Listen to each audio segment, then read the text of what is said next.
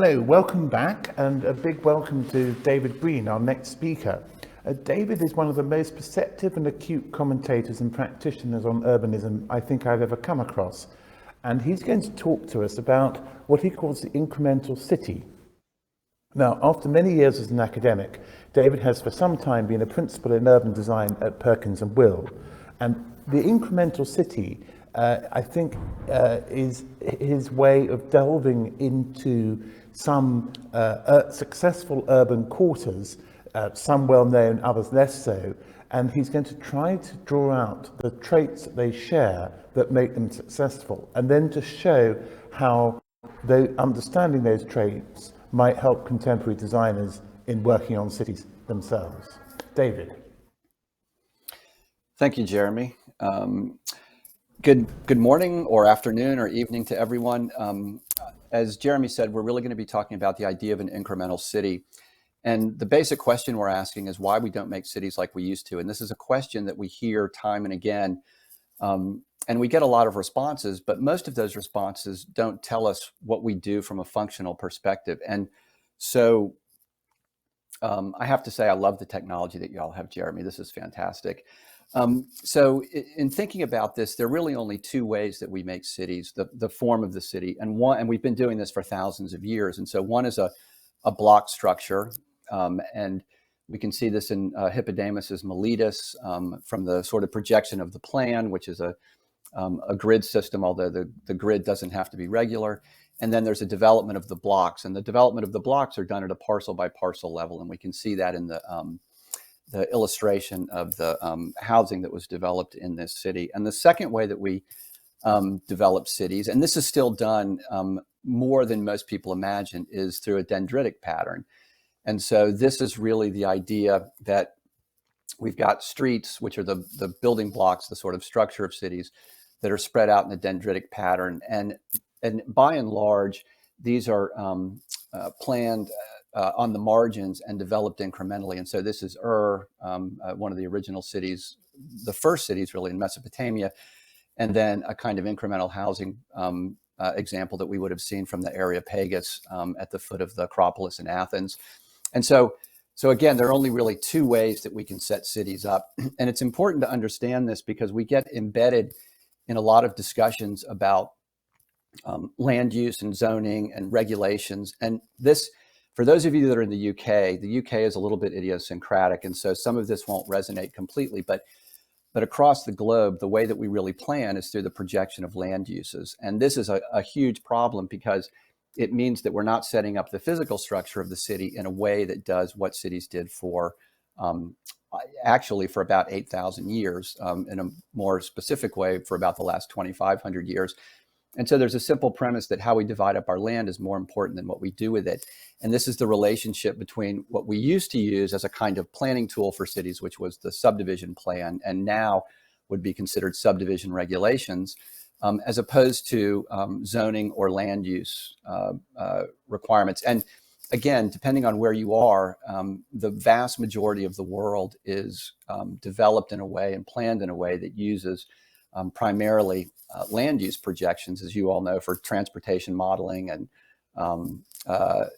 designating future uses. And it's all problematic for the way that we think about cities. And I'll sort of explain this. And so we can look at the Fatih district in Istanbul.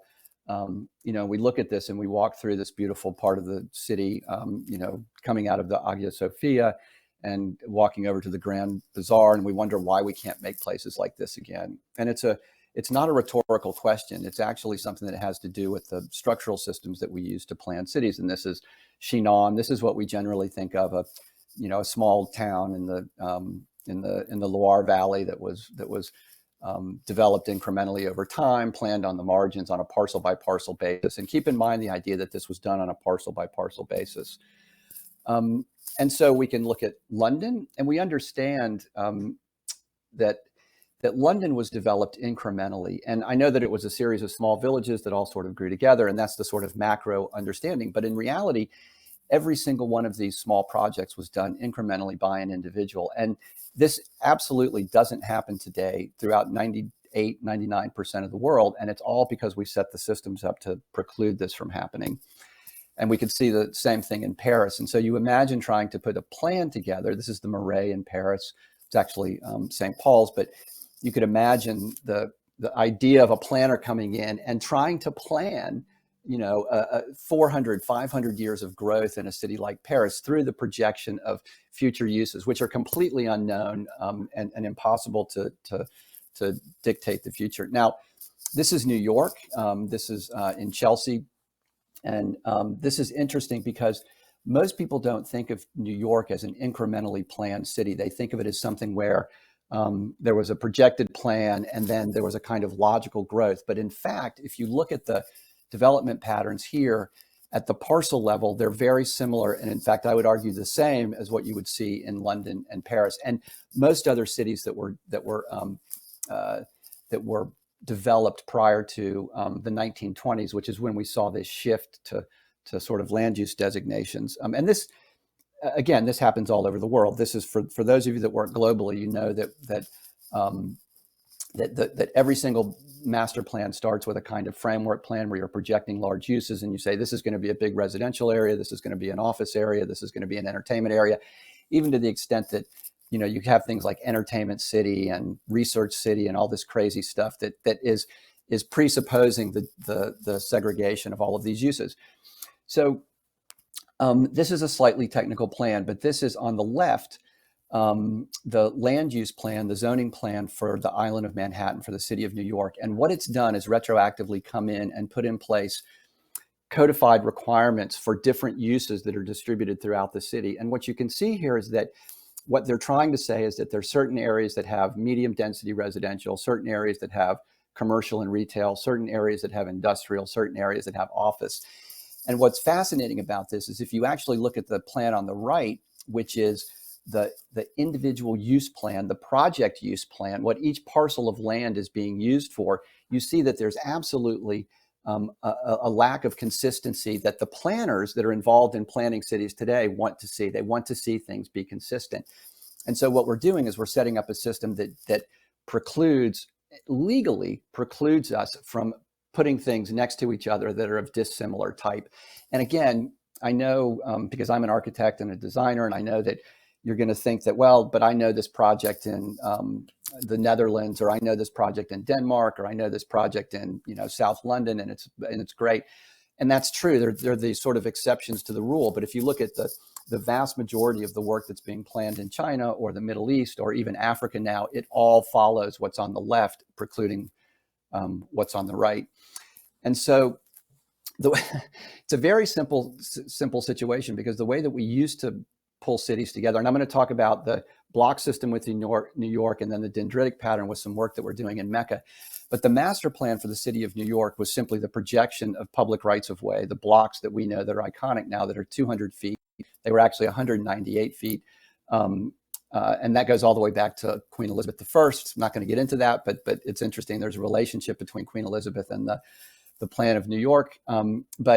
But it's a simple physical projection. But the key to this, in a very interesting way, is that it wasn't just the blocks. It was actually the subdivision at the level of the parcel. So the fundamental building block, the architecture of the city, was a parcel that was 25 feet by 100 feet. And what that meant was that there was a preconception that these individual projects would be developed in a way by individual developers. And that's a difficult situation right now because of our financial modeling and because of the idea that we're looking for returns on investment that require mega projects. So in a city like New York, with that sort of planned block system, we're able to limit to the greatest extent possible the amount of these large mega projects. But included in that is the idea that a single block in New York might have 100 individual parcels or 50 individual parcels that get you that incremental growth that you would see. It's also important to remember that New York over the last 200 years grew from something which was villages and farmland, and then became sort of small single family residential, small boarding houses, small factories, and then continued to grow in density over time. But it never lost the physical structure that was set up. Even the Empire State Building, the largest building for the majority of the 20th century, sits on a half block parcel, which is 200 feet by 400 feet. So it's about 70 meters by 150 meters. So think about that. That small parcel was able to accommodate a 100-story building. And if we were to do that today, we would plan it in a way that it would, if we think about the Burj Khalifa, if you've been there, it's, got this huge area around it. And the idea that it's got to accommodate all of these things creates a sort of object that's placed in a kind of neutral field that doesn't allow for this sort of connectivity to the city. So the current, that building has nothing to do with its context. It sits next to a shopping center, right? It's the absolute opposite of incremental growth. So the other thing is that this structure has lasting power. So once we project what's public and what's private and the physical disposition of property subdivision, we then allow people to come in and develop this incrementally. So this is the current parcel subdivisions that we see in New York. So you can see how much this has lasted in the time from the plan that was originally put in place for this small part, the parcel part in New York in 1817, all the way today. So that's 200 years. And so these parcels have lasted in an incredible way in one of the highest economic performing and richest and most diverse cities in the world. And we're certainly not saying that everything should be New York, but it gives you an understanding of the way this works. And if you don't have this at the outset, if you don't have this subdivision plan, this physical structure, this block structure that's projected with these subdivided parcels, it's almost impossible to get the granularity that you would see, because it's by and large much easier, and we see this time and time again, to aggregate parcels than it is to subdivide them. And in fact, in most jurisdictions that I've worked in, it's very easy to take 3 parcels and combine them to make a bigger project, but it's almost impossible to take that same larger parcel and re-subdivide it to make it smaller, even to the extent that in most regulations, there are minimum lot sizes, minimum parcel sizes instead of maximum parcel sizes. So everything, all of the regulations are set up to make everything larger and larger and larger. And so again, you can see this amazing distribution of uses and densities that exist across this 8-block area in Chelsea and New York. And this again was not only unplanned and came about incrementally through an incremental development process, it also is the antithesis of the land use plan that was post hoc placed over this system. So if you can imagine, if we were to follow the land use plan that's been superimposed over the island of Manhattan, we would have this kind of homogeneous, segregated distribution of uses. It makes absolutely no sense.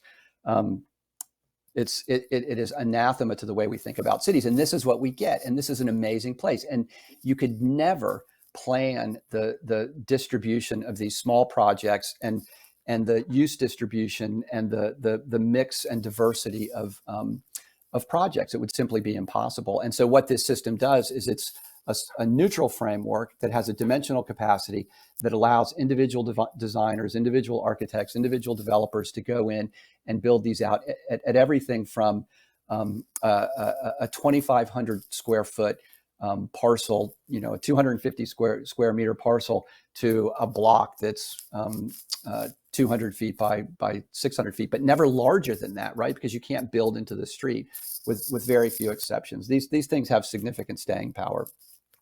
And so that's a way that we can think about developing within a kind of block structure. And remember, as I said, there are only 2 ways that street systems, the fundamental framework of cities, work. And one is the block structure, and the other is a dendritic pattern, or some combination of those. And so we've been working in Mecca, and Mecca is being, I don't know if you're familiar with it, but it's really being ruined. It's the easiest way to say it. But it used to have this amazing fabric. And I'm not nostalgic, and I'm not trying to say everybody should live in mud houses or anything like that. But there was a kind of logic. So 200 years ago, the fabric in Mecca was of a kind, and it was sustainable, and it was adaptable, and by and large should have been continued and built on in the same way that the structure in New York was. But in fact, what's happened is it's been destroyed. And so we have this amazing fabric that we would have seen in Mecca, and that has turned into something like this. And so we all, I think, know the story of the shift from small incremental development to huge mega projects. And so this is the Kaaba, the most sacred point on the planet, inside the Haram boundary for the entire Muslim population. And it's now surrounded by giant shopping centers and hotels.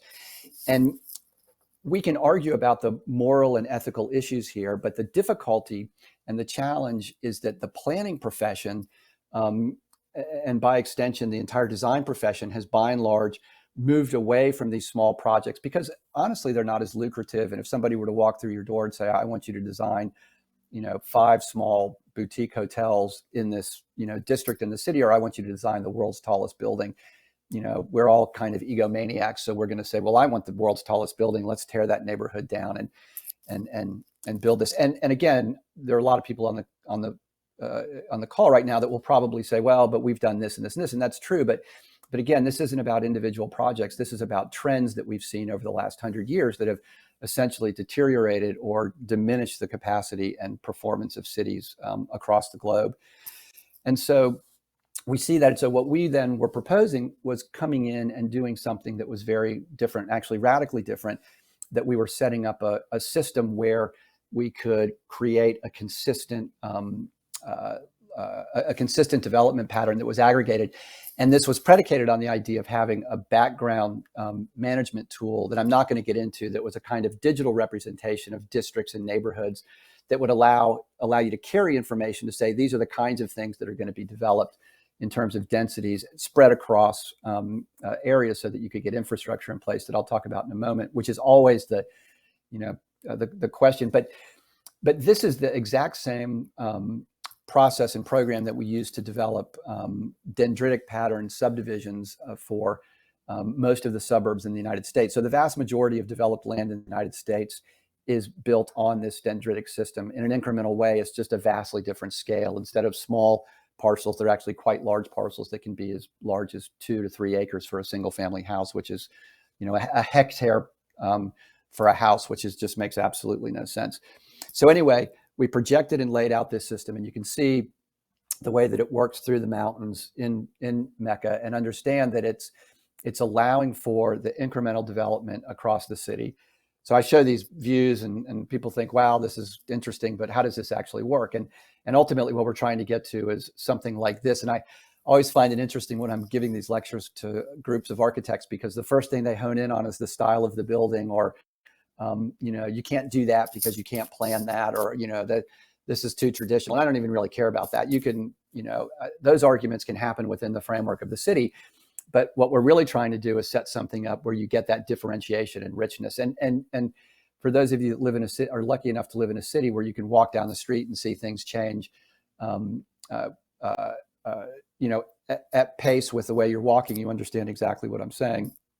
But there has to be some technical way to do this. So this is a kind of general projection of an algorithm that randomly produces land use mixes across the entirety of the region of Mecca, the metropolitan area, again to demonstrate the idea that you're not setting something up where you've got entertainment city, sports city, health city, et cetera, where all of these things are nodes and they're connected by large highways or arterials. And you get something where you don't get that kind of continuous incremental fabric that you would in one of these cities. And this was something that we'd done conventionally. Now in Mecca, we have a very interesting situation because of the religious and cultural system. Everything starts with the individual. And so we've incorporated that into the planning process. So we're growing from the individual house, to the sort of cluster, to the familial cluster, to the community. And that's important because the authority resides in this area in Mecca in a way that it doesn't in other cities. So we thought that this was the one, if there was one place in the world that we could do this, it would be Mecca. And so you can see here just an example of the existing fabric that again is being, it's not even, this fabric is not even legally designated, right? The informal settlements are being removed and they have no legal standing, and they're being replaced by huge mega projects by very few individual developers. But this sets up the logic of the way that we had to structure the spatial designations of these different areas. And so I'm not going to dig too much into the details here, but it allows us to regulate and understand the beginning point of the development of the city, which is the parcel, and then the parcel cluster, which is the dendritic system, which is organized around a single individual street, and then the block, which is something which is surrounded all sides by public rights of way, and then the quarter, the neighborhood, the district, and ultimately the city. And so all of this aggregates up in a way that would in a place like Paris or London, and in fact did, in a way that we would say is organic, although I question that term, but happened in an incremental fashion, and as a planning process on the margins over time. And so this is going to be a little bit difficult to understand, I think, for some of you that aren't embedded in the idea of planning and subdivision, but we put in place a simple 3-sentence subdivision ordinance that we used to plan the entirety of Mecca, the Mecca metropolitan region.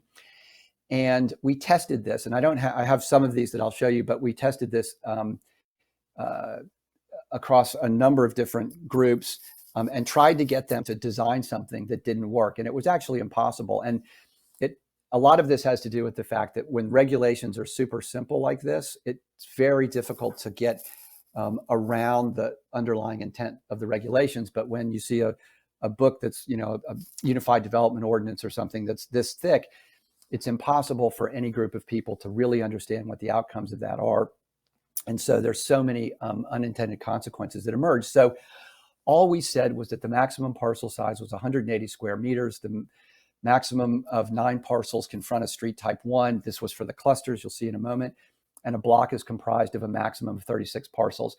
I would put it to anybody that's listening to this right now to try to design something that is not granular, incremental, highly connected, walkable, et cetera, et cetera. And then we additionally added 3 street types only throughout the city. And that was street type 1, which is the largest street, which is a small street, which is 6 meters. Street type, and actually that should be 3 to 6 meters. Sorry for the, no, 6 meter maximum. That's right. Sorry, it's kind of early over here. So it could be smaller, but we were setting a maximum on that. Street type 2 is between 6 and 9 meters. And then street type 3 was between 9 and 24 meters. And that's it. That's all it was. And so we're not saying how much you can drive on it, how much you can walk on it. That stuff will work itself out. But as long as we follow this structure, we're going to end up with something that that gets us to where we want to go. And so then there's just this very simple parcel unit that we've got, and then parcel limits, which is simply saying that within this geographic area, the parcel needs to fit, but it doesn't preclude anything from happening. It is possible to combine parcels for civic projects, but once you start combining parcels for commercial projects, you'll start to get mega projects, and you'll lose the fabric of the city. You'll also lose the economic value. And so we also ran analyses that said that we were getting an 80 to 90-fold increase in the number of investments that we would see across the city, which was a huge issue because the GDP in Mecca is such a small part of the GDP of Saudi Arabia, because we were getting so many more small investors that could come in and realize economic value. So there was a cultural, economic, and environmental value to all of this. Again, very, very simple. And so then we just ran scenarios, and these are just diagrams of the way that the scenarios worked out. But in general, you can't build a cluster. You can't have a dendritic street, the small street type 1, that has frontage on more than 9 parcels. And this was done in a way to regulate both the depth of these dead-end streets, but also for things like fire safety, which always comes up. And we simply aligned the requirements with the parcel so that we could get fire trucks or fire hoses down there. And then understanding the way that would aggregate up into neighborhoods. And then the same thing for the block structure. So this is the largest block you can create in the city. And again, like New York, we're starting with the parcel. And in this case, because of the cultural situation, we're actually regulating the minimum the parcel itself and the maximum parcel size, so we don't get the aggregation of these parcels into larger projects. Again, this is something that has to do with building this incremental system and regulating it, right? That's the key. And again, for those of you in the UK, the planning system is different, but you still have master plans that are coming in that are planned by one hand. And, we're always trying to figure out, how do we make this look like different people came in and built it? Well, the way to do that is to actually have different people come in and build it. Again, just a very simple street diagrams, and then the way that these aggregate up into larger, more regular, and then more irregular. And so all of this was modeled, and all of this was, and I use the word modeling in the architectural sense, not and the analytical sense, so that we were seeing the physical disposition as well as the supporting information. And so as we move through this, we see that ultimately we get things where the uses are distributed throughout these areas in a way that we would have seen in Paris or London or New York, although not with the regularity. But this is the process, and this is important. So without this, none of this works. It's just a vague, abstract idea. But we're setting up the analytical framework, the existing area. We've got natural elements that we need to work around. So as we move through this, and I'll move through it fairly quickly, we're understanding where the preliminary ideas of districts and neighborhoods are so that we can get a general understanding of what we need to supply. We've got main infrastructure lines that are coming through. And in Mecca, we were actually using a lot of the highways and arterials, which we were hoping, I'll show you in a minute, to take out so that we could get all of these elements in. And then we simply are showing that incremental development. And we tested this in a number of different ways so that we were running along the metro line or from center or from multiple centers, and understanding what the outcomes were. And in this case, we could track density projections. We could track, different kinds of use projections depending on the sort of goals of the neighborhood and the goals of the area. But you can see in a very clear way that this is planned, right? Somebody actually had to draw all of this within the regulatory system. And we're simply balancing the projection of the analytical platform with the reality of the outcome. And so all of this gets done in a way that is logical and regulated. And so the same thing here, this is where we're coming in and doing something very similar. We're using the existing infrastructure. And then we're here, instead of greenfield, we're actually infilling in two different sections. So planned areas that are more granular and unplanned informal settlements that are more granular. And we see this over some period of time. We don't use timescales on phasing anymore because it doesn't make sense. It never happens. And then ultimately getting to the point where we're looking at one of the lowest returns on use anywhere in the world are highways, unless they're connecting centers. But anything that's running through an urban fabric is a terrible use of land. And so we're actually going through and removing that and significantly increasing productivity. Now, all of this is balanced against a number of different multimodal options that aren't in place in Mecca right now, as well as incremental distributed infrastructure. And all of this is technically worked out and works just fine. Again, and as I said, much of the infrastructure, although different scale, is based on what we would see in dendritic suburbs. And then the multimodal systems are based on what we see in cities that are high-performing multimodal areas.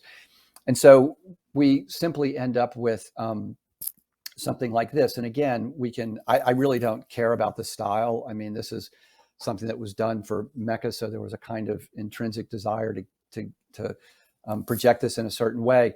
But this is not a drawing of an idea of an incrementally developed city. It's actually a projection of something that was put in place, that was regulated, that was designed through the following of the regulatory structure, that was then embedded with uses that would be projected for this area based on this particular center, and allowing us to understand the way that this would get set up. And so, in closing, I'll just say that that again, in a way, we ask ourselves why we can't make cities like this anymore. And it's because over the last 100 years, we've built a planning process that not only disincentivizes this, but by and large makes it illegal. And we continually tell ourselves that we can't do this. And every time we start a project with a projected series of land uses, we are failing from the beginning. Large structure plans, large plans that show designated areas of specific uses. Think about in the UK, business parks, residential parks. I remember when I first moved there and I tried to get people to build residential projects in the business parks, but it didn't work financially, and it didn't work because, it was just inconvenient. Those things are all organized against getting the kinds of most high-performing cities in the world that we would see. And so we look at London and we look at New York, probably the two cities with the highest economic, cultural, one could argue the highest economic, cultural, and in some ways environmental value. And almost without exception, it is both illegal and possible to recreate that simple structure anywhere in the world right now. I would argue, except in small idiosyncratic projects. So I'll stop there. I think Jeremy, you might have some questions for me, or not. I certainly have, David. Thank you very much. Fascinating presentation, and quite salutary to hear that actually building the sort of cities that there's general agreement on are the most attractive types of cities is actually illegal. Yeah. And as I understand it, the little, the parcels of land that you can accumulate into blocks of a certain size, you're not being prescriptive about the sort of activities that can take place on them. Never. So, No. I mean, other than possibly things like you wouldn't allow noxious trades or something of that sort. Right. Which I think it's a very interesting inversion of planning, because I don't know how this works really outside the UK, but in the UK, land ownership for 1,000 years, or almost 1,000 years, certainly since the Norman Conquest, has been the guarantee of political power. And we are still in a phase where land is treated as if it were agricultural land. That the boundaries of site ownership, very often those that are devised for agricultural purposes, even if one looks at London, the divisions between the great estates of the West End are very often agricultural divisions. And so land ownership is so dominant, and of course that led to both the accumulation of great fortunes, but also in London by the end of the 19th century to terrible problems of poverty and social justice.